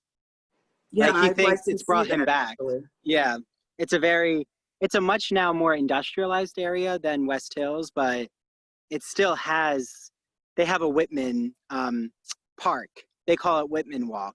And they've put Whitman quotes on different wooden panels throughout the park, which is pretty cool. Nice. I think when people come, for a tour to the birthplace, they really get a much bigger feeling of how important Long Island was to Walt. And that's one of the goals that we have, actually. Yeah. No, you're right. Well, and that's why I'm so glad to do this virtually, because there's something about being in the place that we could read about the West Hills geography and area all we want, but when you're actually physically there and now virtually there, you start to understand where Whitman is getting his ideas, right? And I think Randall just said, thanks, Randall. She looked up how far it is, 0.9 miles from the birthplace. So it takes about 20 minutes to get to from walking from the house up to the hill. Yeah, so it's a little jaunt, a little walk. Mm-hmm. Yeah, any other questions? I'd love, keep coming with them. Andrew, do you think that the path would have been as widely known at that time? That's, well, the only time he talks about, or what I found, the only time he writes about Jane's Hill, he doesn't really out Jane's Hill as a name. I don't even think it was called Jane's Hill, right? Like, that's why that sign is really important. I don't think it was known as Jane's Hill when he was walking here. It was just, right, there was no sign, first of all. And there was just the top of this hill. And like I said, you would have seen both bodies of water because the growth hadn't started yet with the trees. But I think when he writes about it in Specimen Days about walking in West Hills, he does talk about walking a lot in West Hills. Yeah, I don't think the path would have been even more unnavigable when you were doing it. Ron said, does he ever mention seeing other people there? That's a good, yeah. I wish, sometimes with Whitman, I wish there was like the secret box or the code. Like, I wish he would just say, here's all the information you need to know about me. But I'm sure he would have seen people, but it would have only been like people you all would have known in the town, right? Like, you would have seen maybe your neighbors there. It's kind of like, what was funny is when Cameron, he got into a conversation with someone he never knew but lives down the street from him by the Mountain Mist sign. In a way, it's kind of like what I think Whitman would have experienced in Jane's Hill. Like, oh, hi, so-and-so, nice to see you on this Sunday. Or, what's your name? Where do you live? Like, that kind of thing. Very, like, you would have to start a conversation because you never see a lot of people in your daily life. Probably. All right. So I think we should let you go, Andrew. Okay, well, thank you all. I really appreciate this and can't wait to see the recorded version. Yes. Wonderful. No, Good job. Good job. Have Very a great good. rest of your Sunday, everyone. Thank you. Thank you. so Excellent. much. Thank you. Thank you. Wonderful. Thank you, Andrew. Thank you. Bye, everyone. Bye, Andrew. Thank you so much. All right, I'm just going to come back for a minute and say thank you all for enjoying this Sunday tour with us. I'm so happy we had a good turnout. I've been so excited, particularly for this event. I've been hyping it at every other event because I just think it's so unique and so different. But we do have a lot of other events. We have poets that share their voices from their living rooms with us right now, which is nothing that we ever could have imagined even just a few months ago before the quarantine started. So please join us for that. I just put the links in the chat again, so you can check those out. If you have any small amount even just to share with us right now, it's multitude for us. It's a lot for us. It's meaningful on a deeper level. Even just $5 is very meaningful to us. And then I was talking about my poster. I just wanted to show it to everyone. Yeah, yeah. I'm a self-promoter. But, Oh, Oh, it's great. Oh, that looks so nice, Caitlin. oh, it's beautiful. I love Whitman's sweater, if you can see the detail there. So, and 10% That's so goes pretty. to the birthplace. I made this for the 200th birthday. We're now at the 201st birthday, was May 31st. And it also has the quote, "The powerful play goes on and you may contribute a verse," which is one of my favorite quotes. And they're all signed, little Sharpie signature at the bottom. So, and in that way, I would love to contribute to the birthplace too. So if you're interested, those links are all in the chat. And I hope that you have a wonderful weekend and that you join us again soon. Thursday is the next event with Karen tomorrow, who will be teaching us acting and performance exercises. All right. Thank you. And there's all. a lot of butterflies flying around right now, Caitlin. Oh, Oh, hold So- on. Let's see if we can capture any of those. I don't know. Can I capture it? See, now that I say it, I don't know if it's. I gonna know come they're back. hiding. But I'm telling you, there's, right? Even with that beautiful artwork you did, Caitlin, that butterfly is such a powerful symbol to Whitman. And Absolutely. yeah, it's beautiful. I can't wait to buy your poster. Thank you, Andrew. Yeah. And I love when people show me pictures of it in their home. It's just like so meaningful to me. So if you do end up purchasing one, please share that photo with me. I love to see it in the different settings everywhere. Wait, and how can everyone get it again, Caitlin? Oh, the link is right in the chat. Oh, okay. To our shop. Yeah, it's Wonderful. through the Walt Whitman website. Oh, great. Okay. Thanks for sharing that, Caitlin. Thank you, Andrew. Oh my gosh, this was amazing. Exceeding expectations by so much. Really. I love it. I love it.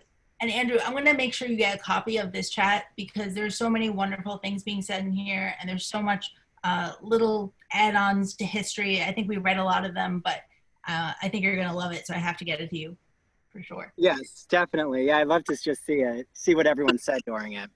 Great. Okay, well, I'm going to say adieu to everyone. Thank you all again. Thank you. Thank you. thank you. Thank you. Thank you. Bye. Great job. Bye-bye. Woo. All right, see you soon, everyone. Thank you so much, and have a great rest of your weekend. Thank you. I'll continue to stay on, Caitlin, just in case. What'd you say, Andrew? I said I'll stay on, until everyone leaves, if that's... We're waving goodbye. Oh, they're waving goodbye. Waving goodbye. Okay. Yes, he can. You can say no. Good job. Oh, that's my grandmom. Hey, Grammy. Thanks, Andrew. Come back and visit us at the birthplace soon, okay? Oh, I will. I'll be back. Don't worry. Good. Wait, Grammy's gonna wave. Go ahead. Where's she waving? Get your face in there, Mom. Good Oh, job, I don't know if I can see you. Tilt the laptop down. Oh, I see. Wait, let me see Grammy again. I didn't see her. Hey, Cameron. Hey, Iris, how are you? Good. No, Nice job. Oh, wait, I can't see her, Mom. Oh, no, wait, I think I have her. Hold on. Oh, yeah, it's under Catherine. Oh, Grammy, hey. Now I see you. That's my grandmom, everyone. Say how old you Hi. are, Grammy. How old are you, Grammy? Oh, you know what? She's muted. Oh, she's muted. Oh, wait, Dad can unmute it. Some assistance. Now you can do it. Go Oh, ahead. yeah. So, Yeah, Grammy, that's what I did. tell everyone, Grammy, how old you are. 95. 95. Whoa. Yes. So it's so lovely to see my grandmom. Well, this is awesome. And nice Okay. job, everyone. Thank you. Thank you. Okay, well, stay well, Grammy. And see, I'm so glad, right, Caitlin? This is an event where, people from all different states could come together. That's what makes, I love this virtual technology. This is awesome. So just press leave. Okay, I'm gonna leave now. See you all. All right. Bye. Now we have to walk down the hill. Bye, Grammy. Bye. Bye-bye. See you. Thank you. Oh, and my mom said in the chat, Whitman is showing his approval through the butterflies. Aw.